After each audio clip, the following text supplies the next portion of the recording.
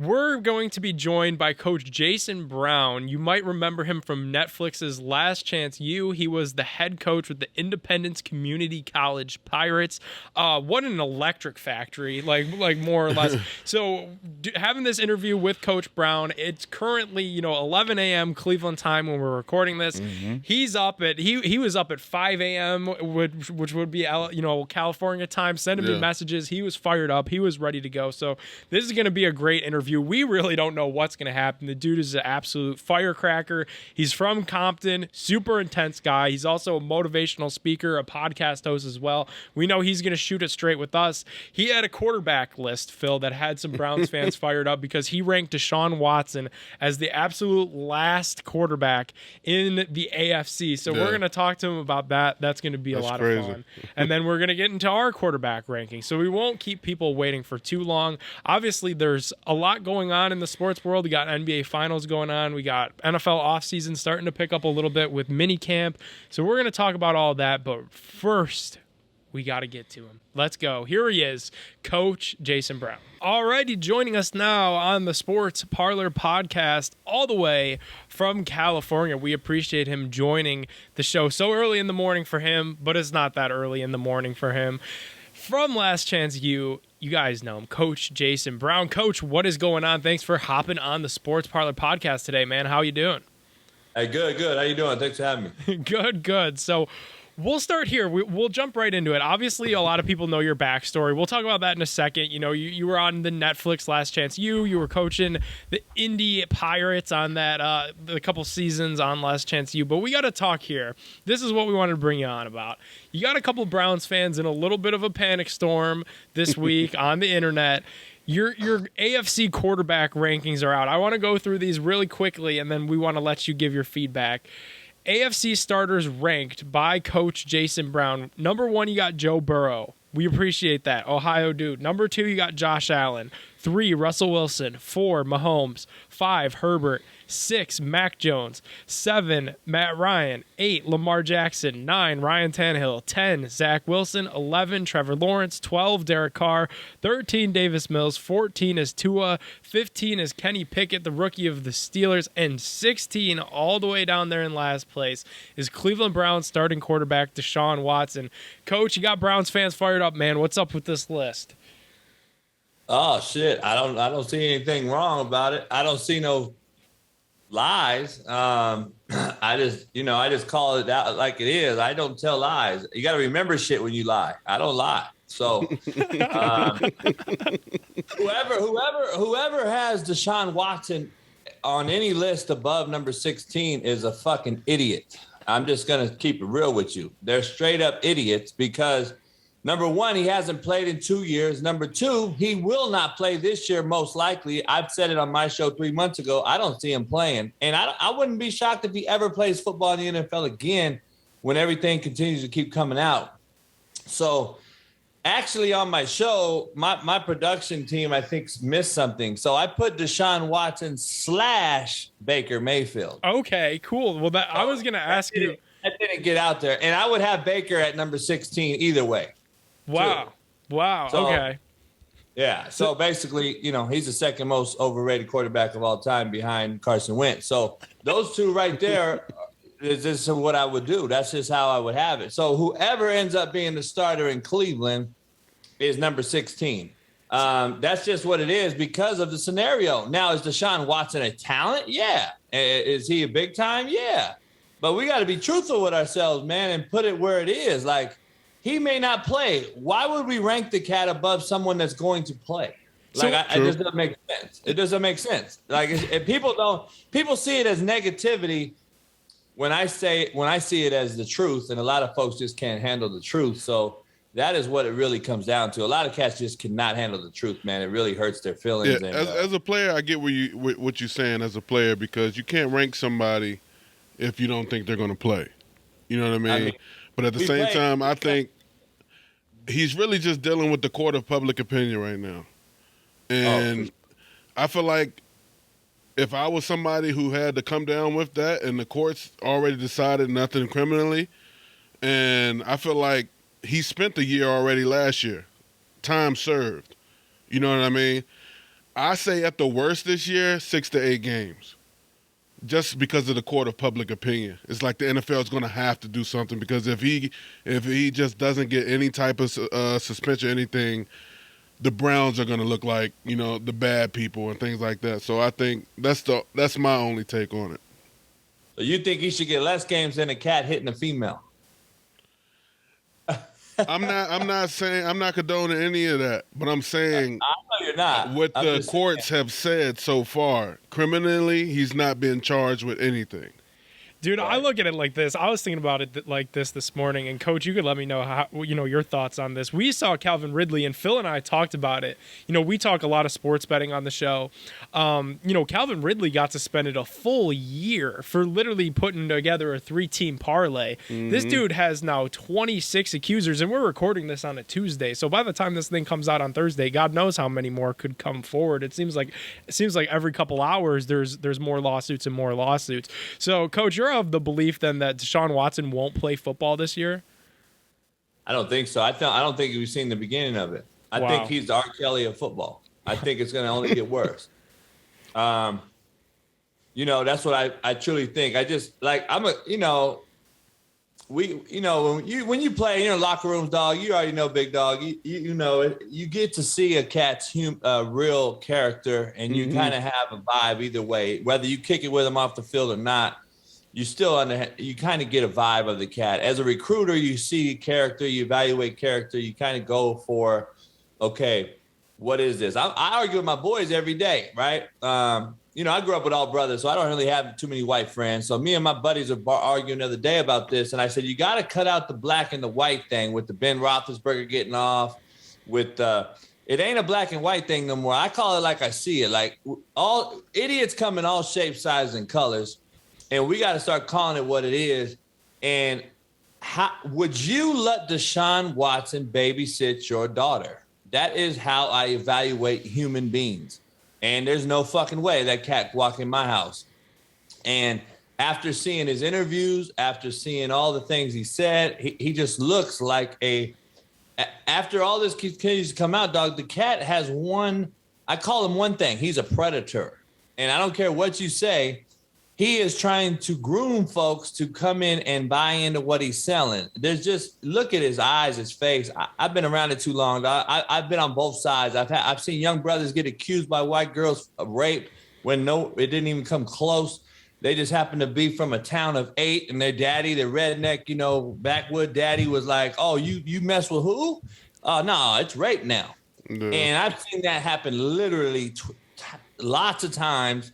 So I get both sides, and then nothing happens to the accusers, which is the women, and I defend the men on that side of it too. So on this side, though, having a daughter, it's just something, man, that I just don't think we've even seen the beginning of. I think this thing's getting worse and worse, and especially when that HBO thing dropped, I knew there was going to be more women coming out. I knew it. We talked about it, Coach. We talked about it a little bit before the show, and obviously we were talking about your coaching experience on Last Chance U, how you felt like you were portrayed by Netflix in that. Obviously, that's an occurrence, right? When, like you said, when HBO dropped their special on Deshaun Watson, where they interviewed some of his accusers. Then that came out. More people were going to come forward. Obviously, the league was going to take a bigger look at that. We hear the same thing with Hard Knocks in the NFL sometimes, and how certain people are portrayed and how that could affect their careers on there. Do you think there's any parallels between, some of your experience in the media world and having how you were portrayed by Netflix in Last Chance U and this Deshaun Watson situation now, and what that could mean for his future on the field for the Browns? Because like you said, it really doesn't feel like he's going to be the starter for all 17 games, if any of the 17 games, and for Browns fans and for Browns people that are Browns fans that want to bet on the Browns, man, it's a tough thing to do right now because you don't know if the dude's going to even be on the field or when. Yeah, the thing is, man, like I said it 5 months ago. I said there's a reason the Browns didn't trade Baker. They could have already. It could have happened. They're keeping that dude right now because they don't know what's happening. That's the one thing they've done to protect their investment, so to speak, even though they got Brissett and everything. Baker's obviously the guy they would want if Deshaun doesn't work out. Now, Baker's not going to play there. He don't want to play there, etc. But they're going to have to work that out. I don't think Baker leaves. Where is he going? Seattle? Like Carolina. There's no place for him to go. So, like, I believe Baker's I think it's places for him to go, but nobody's going to pay that money for him to be there. Right. And unless the Browns cut him and take most of their contract, nobody's going to budge. Right. But if he's free on the market, best believe it, somebody's going to get him. Yeah, I don't know if he's a starter though somewhere right now. Yeah, I wouldn't say that either because I mean he's coming off an injury. Come on, Sam Darnold or Baker Mayfield? Seriously. I take Sam. Come on, bro. Where would Sam fall on your list? I'm gonna tell you like this. The surprise quarterback in the NFL this year is going to be Daniel Jones. He's got a good OC and a head coach now. He's finally got some concrete foundation. He won't have to go through 6 damn OCs in 3 years. And watch how good that guy is. I've been telling you. Sam Darnold, who I've coached with and played against as a high school kid when I was out here in L.A., he's been in the same situation. Yeah. 2 horrible franchises, no continuity, no play calling continuity. He's got a rookie head coach in the NFL, basically, as far as coming from college, who doesn't know anything about this profession as far as how the professional players are completely different than college. Mm-hmm. So he's struggling. He won't be there very long, Rule. And Darnold's going to have, I think, a bounce back year this year. But I would take Darnold all day over him. I would have taken Darnold in Cleveland. Let me ask you this. I'll put it in perspective. Tannehill in Cleveland, Cleveland's a possible Super Bowl contender. That's how bad Mayfield is. I mean, Jimmy G would have. The Browns would have won the division last year. Tannehill's that good. They just put him in a lot of positions to not make many mistakes. That's my point, though. But if you put him in Cleveland with that team and roster, they're a Super Bowl team. And I'll say this, and to Coach's point, last year the Browns had bottom 5 quarterback play. Like, and to that point of having Baker 16 on this list, if the Browns had Tua, if the Browns had Jimmy, I keep going back to Jimmy G because people love piling on Jimmy G. But if the Browns had Jimmy G last year, he's a dude that wasn't going to make the mistakes. He was going to make the smart throws. He was never going to blow you away like, wow, this guy has an arm, but he was going to do all the right things. And that's what the Browns didn't get last year. Instead, they got the 4 interceptions on Christmas Day that ended the season effectively. So I hear you on that. Coach, is it fair to say that Jacoby Brissett would be dead last on your list as well? Because here, that's a lot of the chatter that even though Baker is on the roster, it's going to be hard to convince that dude to come back, and it probably will be Jacoby Brissett, at least starting the year. I'd probably bump him above the rookie. All right. We're above Kenny Pickett. That's what we wanted to hear. See, that's the thing about it. The only reason Deshaun and Baker are after the rookie is because we don't know their situation. It's just too much. I would never have a rookie over any single human who has taken meaningful snaps in the league. And these guys, these analytic people that put a rookie who has yet to play a down over anyone that's played in the league is a fucking moron. And I don't understand how you come out and put a guy like Pickett out there who is unproven, who is very, in my opinion, he's not a very big talent. He's not going to last very long in this league. And this is probably it's probably the biggest down season on recruiting or drafting quarterbacks in the recent history. And we got a guy that's in the worst draft class of quarterbacks that we're going to put above a guy that's played. Just so you know, that guy Mills, he's pretty damn good. I'm just going to keep it honest. And remember where he plays. Like, one of the worst franchises as well. And that guy is good too. He's just like the Zach, what's his name at the Jets? Zach Wilson. Yeah. I put him there, Daniel Jones, Sam Darnold, all these guys, Trevor Lawrence, they're all in bad scenarios, bad situations, and you won't really see their true skill set until they get some type of concrete foundation that can be kind of settled in. You know, I'm not a believer in – you could say the same thing for the Justin Fields of the world, the Kyler Murrays of the world, talented freak of natures, all that stuff. I just don't see their skill set translating to NFL wins. Coach, couldn't you have made that? Couldn't you made that argument though with Baker Mayfield that he literally came to an organization that was 1-31, Hugh Jackson, who was one of the worst head coaches of all time, and then followed that up with Freddie Kitchens, who you could go into a local Walgreens and have found somebody who had managed more people than Freddie Kitchens had as a running back coach, and then just kind of career gets derailed by injuries a little bit. Can't you make that same argument for him, or is his situation different? Nah, see, that's the difference though. See, when you guys like him, they are you can sense if you have an it factor or not. Right. Now, I see it in Daniel Jones, I see it in Sam Darnold, I see it in these other guys. Baker doesn't, and Baker, I don't know if it really is number one priority to him either. Priorities are a huge thing when you're the quarterback. We don't have in our job description to suck our teeth, bitch and moan, be late, miss this, do this, not lead. Like, it's not in our job description. And when cats continue to do it over and over, you have to question, like, okay, this guy's a joke. And I just don't see it. He'd rather be on commercials, in my opinion. Now, I think he's better at commercials than he is playing. That's just truth of the matter. But at the same time, like, been doing this a long time. I've sent 25 plus Division I Qs. I got 4 in the NFL that I've had. I had a cup of tea myself. It's not like I'm just some dude analyzing QBs. And if you go listen to any of my shows for the last few years, I've never been wrong on a quarterback, ever. And I don't care if it goes from the draft pick. I called Carson Wentz out when he got drafted. I said, watch, he'll have a good year, but he's gonna be horrible. Jalen Hurts is down that road. Justin Fields down that road. Lamar Jackson, man. Lamar Jackson, love him as a human. One of my best friends in the world recruited him and coached him in Louisville. Greatest kid. Love him. Freak of nature. I would love to have him in college. I would probably have Lamar Jackson as my college QB over any other quarterback that's ever played because of my system and what I run. But saying that, he doesn't translate over to getting NFL wins. And what are we talking about? Like, are you talking about winning NFL games in a Super Bowl, or are you talking about being a freak of nature out there? Like, we don't care about that shit. Like, that's what I don't get. That's what the public persona doesn't understand. It's a results-oriented business. It's not about how freaky you are. We know Lamar Jackson's a freak of nature, but his platform's low. He drops his platform. His mechanics are horrible. He's inaccurate as hell. His feet placement when he steps and throws is horrible. Who's coaching him it's a travesty because got these 7-on-7 trainers out here. I have good friends on the Ravens staff. I've literally reached out to him and said, look, homie, you want to keep it real? Let me have this cat for a week. Yeah.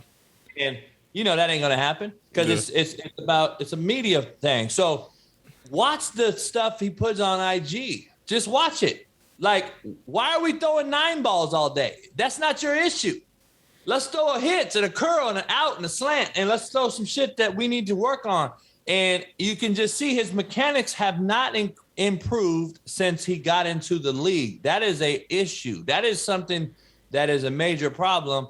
And I've literally broke him down on my video stuff. I've broken him down like tons of times. Do you think something's up with Lamar and with his contract situation? And it feels like that they're kind of at a standstill. He's going into this 5th-year option. Ravens ain't known for paying nobody. And like maybe that. Maybe his time in Baltimore is up. We were talking about the Browns, talking about the Bengals. You mentioned Pittsburgh. Hey, what's going on with that? Is Lamar possibly out of Baltimore? Do you think?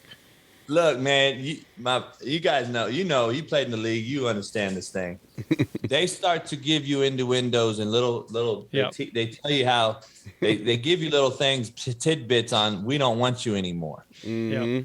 I think that Harbaugh understands that he's an old school cat, and I think his brother, his daddy, and everyone else that's been in the business has said, you can't win in this league running around while wide receivers are wide open in the end zone. And he tried it. He was all in. I gave kudos to Harbaugh for putting it all in. Even Lamar's backup was RG3 at the time.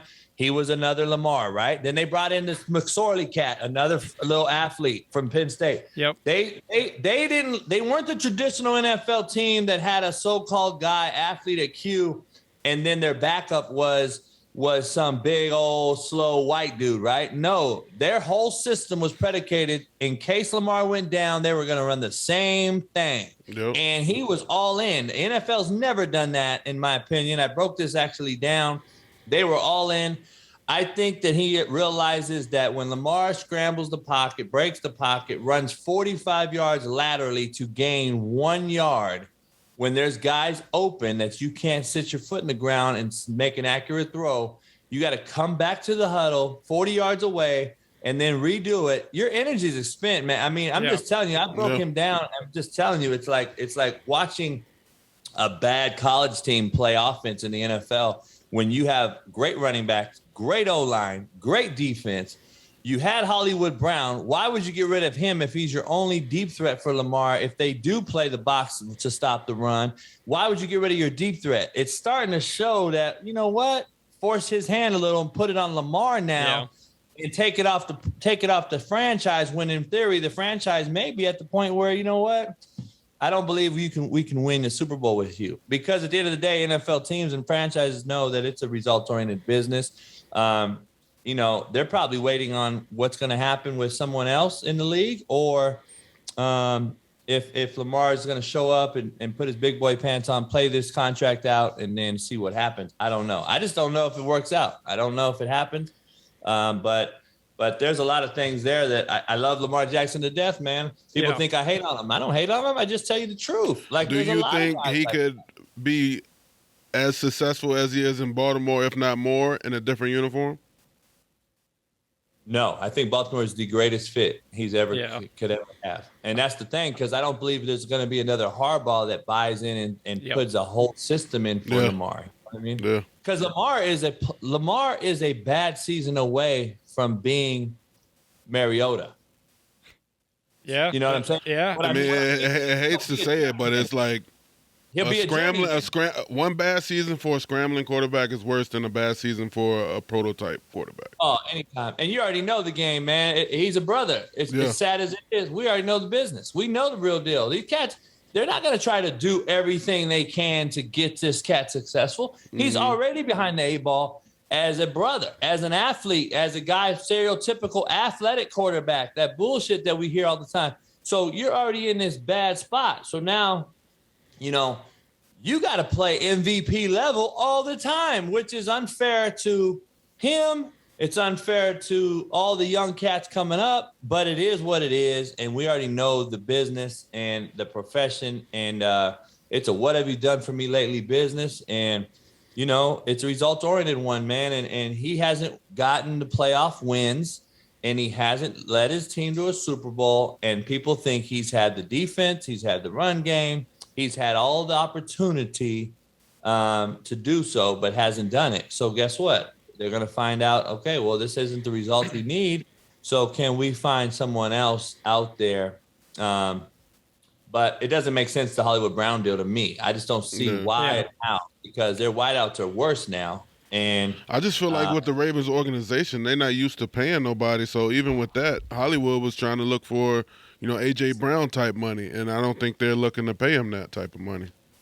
And to be honest, it's a trickle down effect. Like, Hollywood Brown doesn't have the stats to ask for the money because Lamar Jackson can't give the football like a big time quarterback can do. And that's what hurts Hollywood on the same side. So it's like a double-edged sword. People don't look at it like that, but you don't have the stats to combat your argument, because you don't really get the rock like you would somewhere else. So for sure. Coach, we wanted to talk a little bit too about you know, you personally. Obviously your story is a super cool one, you know, growing up in Compton. Did you know that you were going to coach football? Obviously people fell in love with your electric personality with Last Chance U and everything like that. But did you know kind of growing up that you wanted to be around the game of football, or how'd that happen? Nah, just playing my whole life, you know, playing my whole life. You know, then, you know, after college, I went on and, you know, I went the JUCO route, obviously, and had to go through a football jail and do all that. And then got to go through, got to play, got to get in a couple people's, mini camps and practice squads, and went over to NFL Europe and Amsterdam and did arena football. So I did it all. And I was like, you know what? Once I saw the whole thing and how it really is, and I was, especially for the quarterback spot, I'm like, you know what? Coaching may be something I want to do. And I started doing it like in 2000, 2001 I started, and 21 years later or whatever, man, it was the passion and love that I had to help kids. And, I've sent more kids to college than any coach in America, more into the NFL, highest graduation rate, highest GPAs. A kid's never left my college or my never left me and went to jail or got kicked out of a 4-year. So like, that is all that makes me sleep at night for, and that's why I am how I am. But please show me a tweet or an Instagram post or a social media post of any kid I've coached in my entire life talk shit about me. Please show me. I've never seen one. So that's what people don't get. Like, people want to judge, reality, perception's reality, as we all know. And I took this show on only to help coaches get jobs, help players use the platform to help guys get on. We sent 101 guys Division I in 3 years, national record, never be touched. And I don't regret anything, because I don't look in the rearview mirror. I'm not going that way. And it's just the fact that, I'm going to always continue to help kids. I had 7 drafted this year, 1 in the first round of the Jets, Jermaine Johnson. Got 2 on the Jets actually right now. So, that's all it is. That's why my show's called Hate Me Now, Love Me Later. That's why my book's called Hate Me Now, Love Me Later. It's because, hate me now, but you'll love me at the end. And even if you don't, I really don't care. My job is to get you where you could not get yourself. And that's what I've done more successfully than anybody. And then coaching in D1, coaching in the NFL, man, it's all who you know. I know a lot of slapdick coaches in the NFL, fucking horrible, can't coach out of a paper bag. Same with the 4-year level. It's because they're Johnny's son or grandpa's son, or their family members. Nepotism is a real thing. It is and a lot of it's hard for like me. I tried to coach, and it's hard getting to coach on the NFL level after playing it. Some of these coaches don't like these guys who played the position to come in, and they feel like somebody, like we're stepping on their toes or something. Like threatened a little bit. Where I just want to, saying, every guy that's sitting in this, this coaching room or whatever it is, and I've been there. I know what to do on and off the field, what you're going through, what works, what doesn't work, and some coaches don't get that. Having that presence in the room. It's like. There's only like 3 coaches. It's like Belichick even played, but it's Charlie Weiss. He never played. You got your boy Mike Leach. He's never played, and you have someone else that didn't play. But and people always say, well, they're great. They do good jobs, and I'm like, really? What have they won? What the fuck have they won? And Charlie Weiss was horrible as a head coach. Mike Leach has never won anything meaningful. Charlie Weiss succeeded as an OC underneath Belichick. So it's like, you got to understand there's someone. It's crazy that, like, people don't realize playing the game to me is a huge thing. I don't care if you're the greatest X and O guy or the greatest coach. If you played the game at a high level or even at a level at all, you realize what guys go through. You wonder why Mike Leach and Charlie Weiss can't talk to their kids or get through to them, because they don't have a fucking clue what it is. Mike Leach is a fucking lawyer from out here in the Valley, and Charlie Weiss, has a son. I know his son well. He's a good dude and everything, but do you think Charlie Weiss's son is coaching if Charlie Weiss is a fucking mechanic? No. So that's the thing, and it's just crazy to me, man. It's really a sad thing, because there's so many good young guys out there that I know personally that get passed by. All right, we're gonna wrap this up, Coach. Good stuff, man. This has been a lot of fun. Appreciate that. So obviously you got a ton going on. You got your own podcast, you got the whiskey, you got the cigar, you got a bunch of other projects. Drop everything that you want to drop, Coach. We appreciate you taking the time to join us. Yeah, you can go to my website, man, CoachJBStore.com. You can get apparel, whiskey, my book, a poster, signed, personalized. And my vodka will be out soon. My new cigars will be out soon. And you can get everything on CoachJBStore.com. And then, my Twitter is at @therealcoach_JB. And then my Instagram's @realcoachJB. And you can check me out over there. And I'm on everything, man. I don't even know how to do social media. So shit, someone else does it for me. But it's TikTok. I got all that shit, but I don't do it. But it's out there. So. Good stuff, Coach.